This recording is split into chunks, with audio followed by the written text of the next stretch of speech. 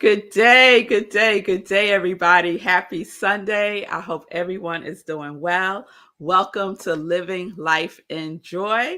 I'm excited to be with you today as we continue our celebration of Women's History Month.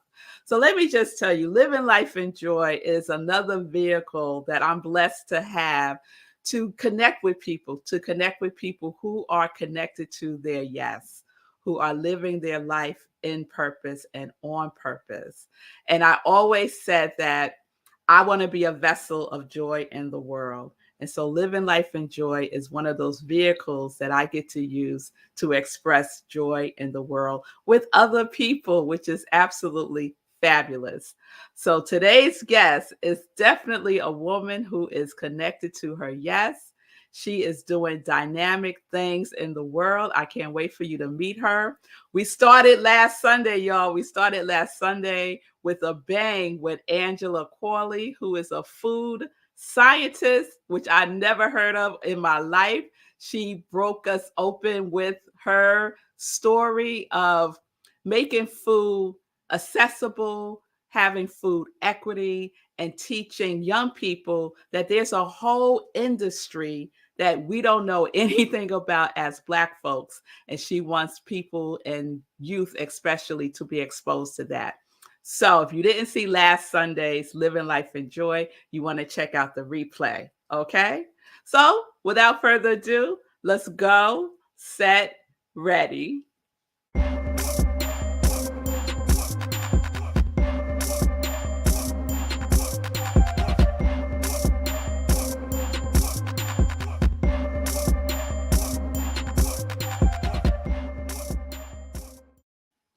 All right, welcome back to Living Life in Joy. As I said, we are celebrating Women's History Month. And I was digging around finding information about this month's Women's History Month, this year's Women's History Month. And I came across two themes. I don't know which one is the right one, but we're just going to go with both. So the themes are women providing healing, promoting hope, and break the bias. I like both of them. I'm going to go with both of them. Women providing healing, promoting hope, and break the bias. And I think our guest fits perfectly in those themes, both of them. And you will find out why in a minute. So let me just share a little information about Martine Kalaw. She is an author, speaker, and commentator on the human aspects of current immigration laws and policies. Her commitment to work comes from her journey as a stateless and undocumented immigrant survivor. Martine advocates around issues related to immigration rights and provides resources to those in need by volunteering for United Stateless and via her nonprofit, Stateless and Dreamers Foundation. Martine is the CEO and president of Martine Kalaw Enterprises, a consultancy focused on providing human resources professionals with time, resources, and confidence to drive diversity, equity, and inclusion for organizations. Martine's clients includes organizations like Wheels Up, Bank of America, the Howard Hughes Corporation, Cornell University, and many more. She has contributed to TEDx, Huffington Post, and has appeared on C-SPAN. Martine has authored two books, Illegal Among Us, A Stateless Woman's Quest for Citizenship is her memoir, and we're going to talk about that. And her second book is The ABCs of Diversity, A Manager's Guide to Diversity, Equity, and Inclusion. Martine holds a master's degree in public administration, focusing on immigration law from Syracuse University's Maxwell School.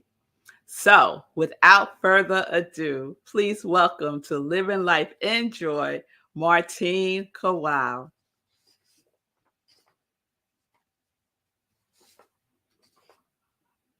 Okay, so what might have happened is my producer might be frozen. So I am going to welcome Martine. and sooner or later he will get unfrozen and we'll just keep going. Thank Okay. you, thank you, thank you for having me. Happy Women's History Month. Oh, thank you. Thank you. Thank you. So let's get right into it, Martine. Yes, yes. So I was sharing with you that living life in joy is also kind of like a Sunday in praise in the sense of, won't he do it? Won't he do it in our lives? So I would love for you to share your won't he do it story. Oh my gosh, Melissa, if I share the entire "Won't He Do It" story, this this conversation would be eons long. But let me encapsulate it and just say that I started as um, a young girl, a young orphan girl, Mm, going through an immigration system that was designed for me to fail because I was stateless. So although that I was born in Zambia, my family was from Democratic Republic of Congo. I wasn't recognized in either country, nor was I recognized in the US. So mm, my reality was potentially sitting in a detention facility for however many years, mm, for a long time. So I went from that, right? This, navigating through this broken system without a family, without a home, feeling a loss of dignity mm, about that whole process, to being in a space where you were so gracious in my intro, being in a space where I can usher other people from a place of loss of dignity, other undocumented immigrants, other stateless individuals, into a place where they can become dignified. They remember their source of power. So that's one mm, group. And I am also able to do that with other marginalized communities. And I get yes. to be a bit bridge builder, right? So that's really what I know. Like, that "Won't he do it?" That was the reason he did it, right? Was Mm, to allow me to be a bridge builder for other communities. So what I do is I allow those who are in marginalized communities to remember their source of power, to remember, regain their dignity. And then those who have access, who have privilege, to see those who lack privilege mm, as not charity, as not mhm, help, but an investment. These are individuals, these are people, these are communities that have an impact. And so there's a mutual and beneficial, there's mutual benefits for yeah. everyone involved, right? So no one's just giving charity to the other. And that's truly what building bridges is about.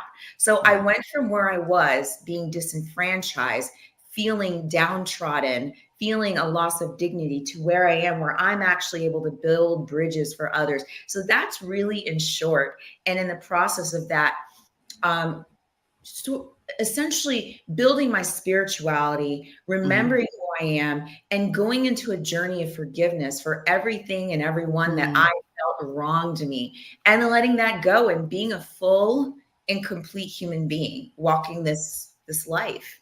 So That's that's my beautiful. good story in a That's nutshell. beautiful. And you know what strikes me? I love one of the reasons why I love this show, not because it's my show, but another reason why I love this show is because I always learn something. So last week I learned about, food scientists. And then this week, Martine, it never registered to me United Stateless. Yes. That Yeah. never, like, the magnitude of that. Yeah. I'm glad that that is resonating, because the stateless community is the way that United Stateless, which is an organization that I volunteer with, the way that they define being stateless is, if being undocumented is like being in jail, being in prison, then being stateless is like being in solitary confinement, because there's really no legal recourse. And one group of individuals that we've read about in the news that I don't think many of us even realize we're stateless. We're Haitians, right? Mm, In the last couple of months, we've been hearing and seeing, stories, these deplorable stories about what's happening to Haitian refugees at the border. mhm, But what many people don't know is that when they're being sent back, where are they being sent back to? A lot of these Haitian individuals were born in Dominican Republic, but what mm, don't realize is one way out of many ways that a person can be stateless is if the country revokes a person's citizenship. So the Dominican Republic instituted this really crazy, deplorable law that basically said, and this is a way to, get rid of Black people in Dominican Republic, saying that, hey, if you, if your ancestry is of Haitian descent, so predating back to the 1940s, then your citizenship is revoked. So even if you were born in Haiti, your parents were born in Haiti. I mean, even if you were born in Dominican Republic, your parents were born in Dominican Republic, your grandparents were born in Dominican Republic. What happens when your citizenship is revoked from the country that you were born in, that you belong? Can't go back to Haiti, can't go to the US, can't go to Dominican Republic. So what essentially you're stateless. And there are over 12 million stateless people in the world. And that's the highest group of people that are likely to be human trafficked. Oh my goodness. So in the work that you're doing in this specific area, and then we're going to talk about DEI, I think about the theme, breaking the bias, right? So if someone is stateless, the bias that they must face in everything. Absolutely. There's so many biases, there's so many layers, because it's also the body in which you're in that you're stateless. And I love that, through this organization and through the work that I do myself with, diversity, equity, and inclusion, we get real about what statelessness looks like, right? Being stateless is one of the most diverse group of people, right? Stateless can look like any skin tone, any language, any country, right? You've got stateless people from Amsterdam, from Ethiopia, from Egypt, everywhere, Sudan, wherever. But the thing is that if you're in a white body, people don't necessarily, right, consider that you're stateless or you're an immigrant or any of those things. And so I think that's also important to acknowledge. And we have conversations around that, right? So you can be marginalized within a marginalized community within another marginalized community. And so that's important to acknowledge. And absolutely, when you're stateless, there's also bias, because the world and the community at large is, I will say the US is more familiar with being undocumented. And that's a very, very important segment of our population. But even within the undocumented population, the conversations is really solely focused on DACA. And what people don't also realize is that there are 3.9 million other undocumented immigrants that are not qualified for DACA, right? I would have been one of those, right? Right. If I were still undocumented. So these are nuances that the average person shouldn't be expected to know, but that's why I do the work that I do to educate. But more importantly, I do the work that I do to support and provide resources for individuals who are part of this community that I will always belong to, right?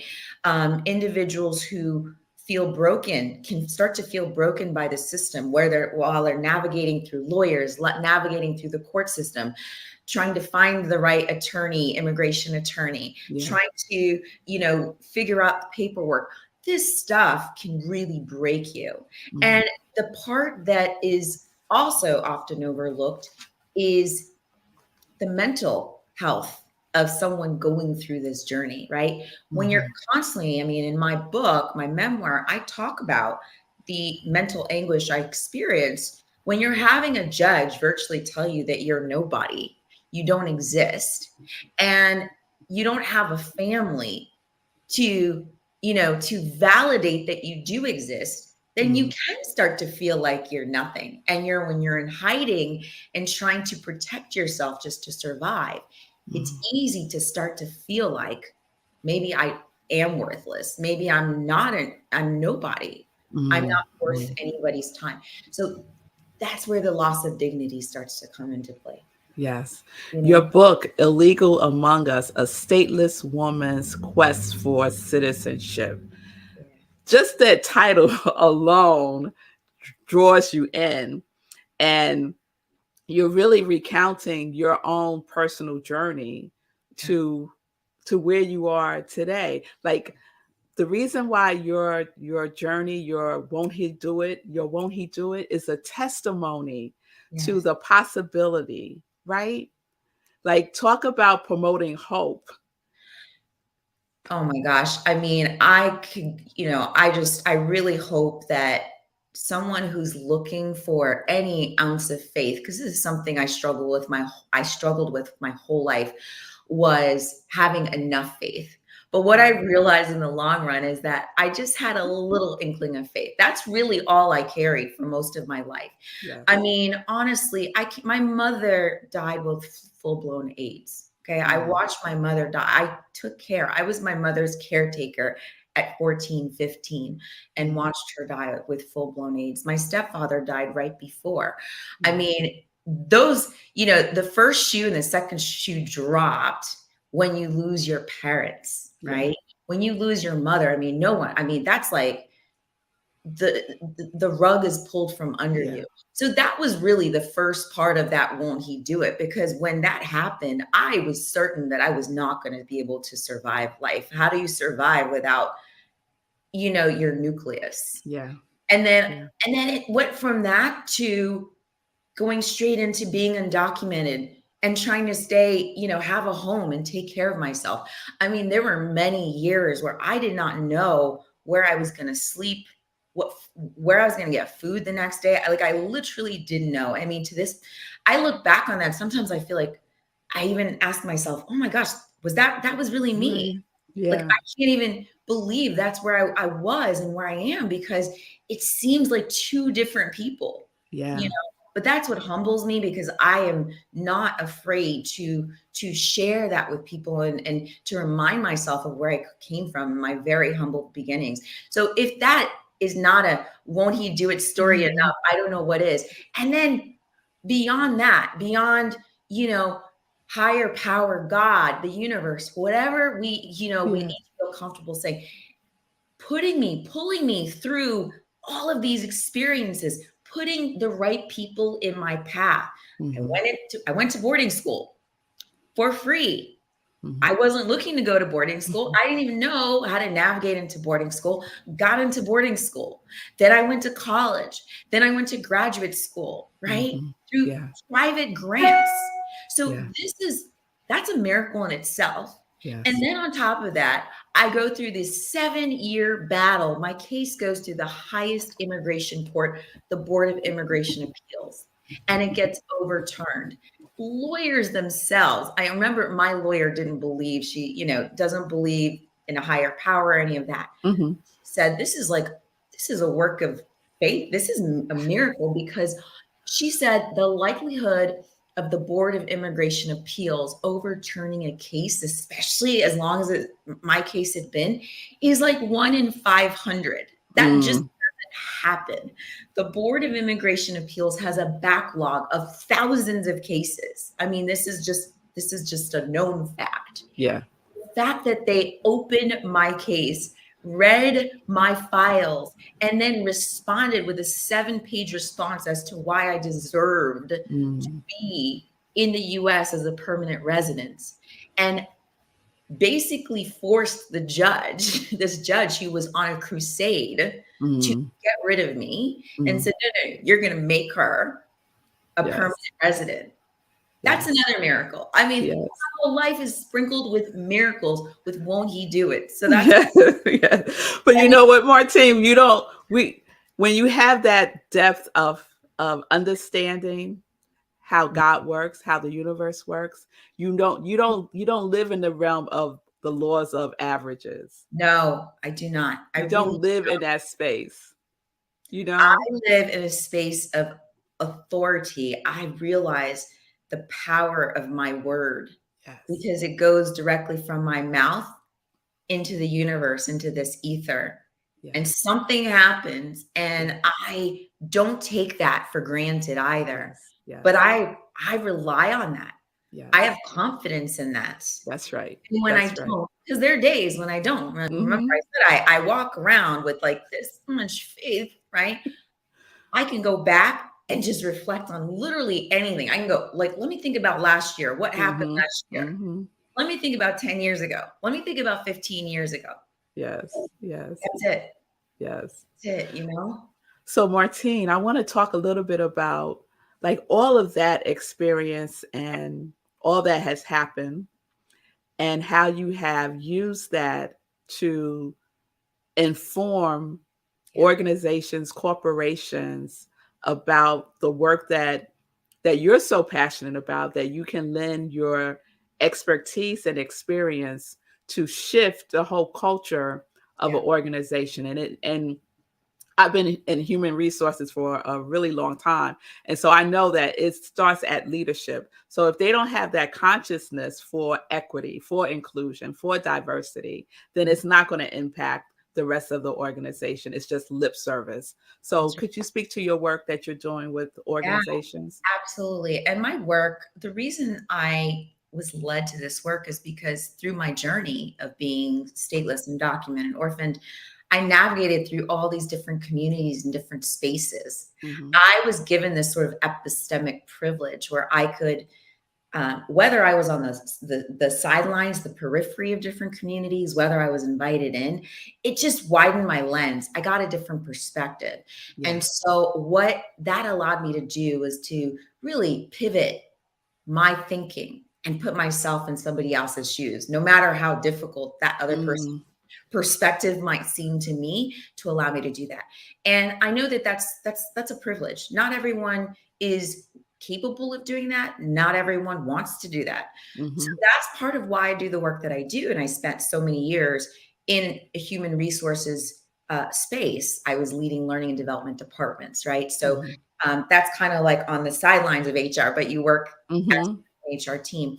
So for me, it became really clear to me, and the work that I do with different clients is that, we were 2 years ago, a year and a half ago, we were at a really pivotal space within DEI, right? Companies, organizations had spent maybe, the last decade or two trying to drive diversity initiatives really through unconscious bias. Obviously that didn't work, right? Hmm. We saw, we heard all of the horrible things that happened, focusing specifically, what fueled everything, was the murder of George Floyd. Hmm. So a year and a half ago, companies were trying to respond to that, right? And some of that response was performative, right? Hmm. It wasn't genuine, it was performative. Let's just be honest. Right. And now what's happening is we're at a really critical impasse because at this point, what companies are doing is they're trying to appease their employees, Hmm. generally speaking, because we're in this space of the great resignation. Hmm. So employees are the holding their companies accountable. Like, what are you doing in terms of diversity, equity, and inclusion? Hmm. And now human resources professionals are being charged with that responsibility. And what we also know is that it's actually fairly rare to have individuals that look like you and I who are sitting at Hmm. the helm of human resources in a lot of companies, right? Hmm. What we know is white women have been the primary beneficiaries of diversity, Hmm. equity, and inclusion, initiatives in the past, right? Great. So a lot of the majority of people that sit at the head of human resources are white women. Hmm. And while they might have a certain perspective on DEI, they don't have the entire Right. picture. So that's where I can do work to Hmm. support not just white women, of course, who are in versus anyone and everyone who feels burdened with this weight of, okay, now I've got to figure this thing out. And Hmm. it just feels like a burden to them, to be honest, not to everyone. And Hmm. even for women that look like myself and you, right? Right. It can also feel like a heavy weight to carry because we're Right. all carrying the weight of the lived experience. And now we Right. have to like solve that problem. Right. So, and then when we're sitting in the space of human resources already, we're already struggling to define our seat at the table. Now we're given this DEI responsibility. So that's the work that I do, is to get organizations, companies, to understand and see the value of DEI, that it's a business imperative. It's just as important as having a marketing team, as having a sales team. Like, Hmm. it actually can drive results. It can drive the business. Yes, it's a nice to have. absolutely, it's important and it's the right thing to do. But when you look at who's sitting at the helm of Mm-hmm. most organizations, white Yes. men, right? Mm-hmm. I mean, that's statistically, we can look at that. We can see that that is a fact. Mm-hmm. That it being the right thing to do is not necessarily enough motivation for everyone to make this a priority. So now Yes. we've got to start talking about the numbers. Why is it effective? How does it actually affect business? Right. Yes. And so I want to equip human resources professionals with the way to do that. And I also believe managers are the second group of stakeholders in this who can Mm-hmm. drive DEI. Yes. Managers have the widest belt. People stay in companies sometimes Mm-hmm. because of their managers. Managers influence performance management, hiring, Yeah. compensation, attrition, all of that. So let's incorporate DEI into foundational management training. That's I love everything you said, Martine. And let me just share with folks. Martine has two books. One is Illegal Among Us, A Stateless Woman's Quest for Citizenship.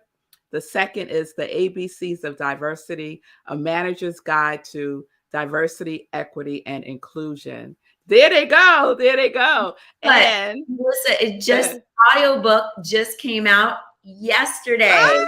Woo! Yes, yes, yes. Martine's website is up on the screen. So if you are in a position, you're, let's say you're leading the charge for DEI in your organization, you want to reach out to Martine. You cannot do this alone. You cannot do this alone. So Absolutely. Martine, I could talk to you all day long. I'm going to see if I could squeeze in our joy questions Yes. in 2 minutes. Let's see if we can make it happen. All right. All right. Because I want to know what brings you joy, girl. So what does joy look or feel like for you? I already said it. It's authority. It's speaking things into existence and having the confidence that I say it and that's it. All right. All Offered. right. All Yes. right. So I say I'm living life in joy. What are you living life in? I am living life in peace. Mm, In peace. That peace be with you has a whole new meaning for me. yes. Yes. I feel that. I feel that. The last joy question. What is your joy song and why? Okay. It's called Born to Win. It's an Afrobeat song by Timaya. So you guys please check it out. Okay. Why? Because it's not about arrogance, but you've got to show up in the world every day with armor to Mm, go into this world, I mean, there's a lot going on right now in society. So we've got to show up with our armor, right? Sometimes you got to fake it until you make it. And then once you do it enough, you actually believe it and it becomes your truth. And mm. so I just choose, this is a decision I make every day, that I get to make every day, that I'm going to show up in this world and I'm going to win each day, whatever Yes. that looks like. Yes, yes, yes, yes. Oh my goodness, girl. Thank you so much. All right, everybody. This is what peace looks like. This is what triumph looks like. Yes, this is what authority looks like. Check it out, y'all. Martine Kalaw. Go to her website, see the work that she's doing, support her work, buy both books. Yes. Thank you so much. Thank you so much for being on the show today. I've learned so much. I feel, I lead with a sense of possibility, with a sense of possibility. Thank you so much for that. Thank you. Thank All you. right, everybody.